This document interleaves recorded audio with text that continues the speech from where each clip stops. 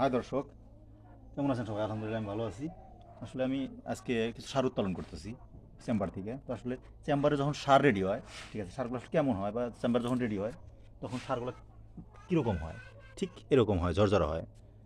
দেখতে পারতেছেন এই যেরকম ঝরঝরা। উপর থেকে আমি এক ইনিংস মোটামুটি এ যাতে চালছি। এখন আমি দেখাবো কীভাবে আমরা কেঁচু এবং কেঁচুর থেকে সারগুলো আলাদা করি।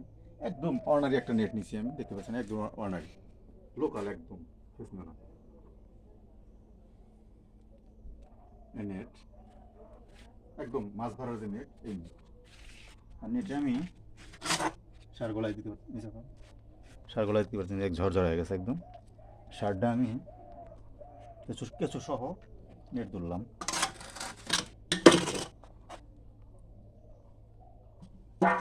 খুব সহজ এবং এভাবে করলে অনেক দ্রুত এবং ফাস্ট নেটিং করা যায়।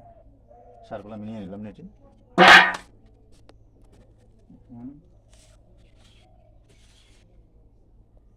এটার থেকে আমি সুন্দর করে ঝাঁকিতে আলাদা করে নেব। দেখতে পাচ্ছি অনেক ফাস্ট কিন্তু করতেছে।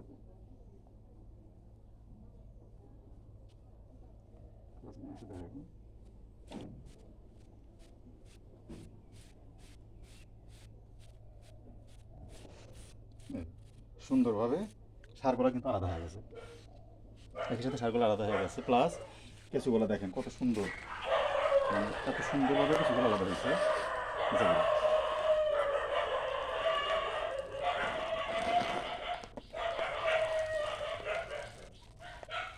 এই দেখতে পাচ্ছেন কেঁচুগুলো কিন্তু সুন্দর সারের থেকে আলাদা হয়ে গেছে কেঁচুগুলো।